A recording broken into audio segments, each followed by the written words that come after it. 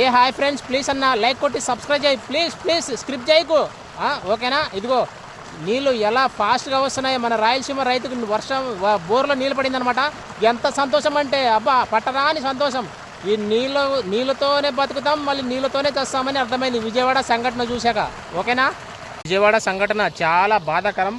ఇంకో వాయనాడు అవుతుందని భయంతో బతుకుతున్నారు విజయవాడ ప్రజలు. ప్లీజ్ వాళ్ళని ఆదుకోండి. వాళ్ళని ఆదుకోవడం విషయంలో కూడా ఇప్పుడు డబ్బులు లేవు, గవర్నమెంట్ అంటుంది ఖజానా ఖాళీ అంటుంది. ఇది ఎక్కడ కర్మరా బాబు? వాళ్ళని హెల్ప్ చేయడానికి ఖజానా ఖాళీ ఏంటండి? అదేమైనా వేస్టా? సినిమా హీరోలు హెల్ప్ చేయండి ప్లీజ్. సినిమా హీరోలు మీరే ఆదుకోవాలి. ఇప్పుడు జూనియర్ ఎన్టీఆర్ 5 లక్షలు ఇచ్చాడు.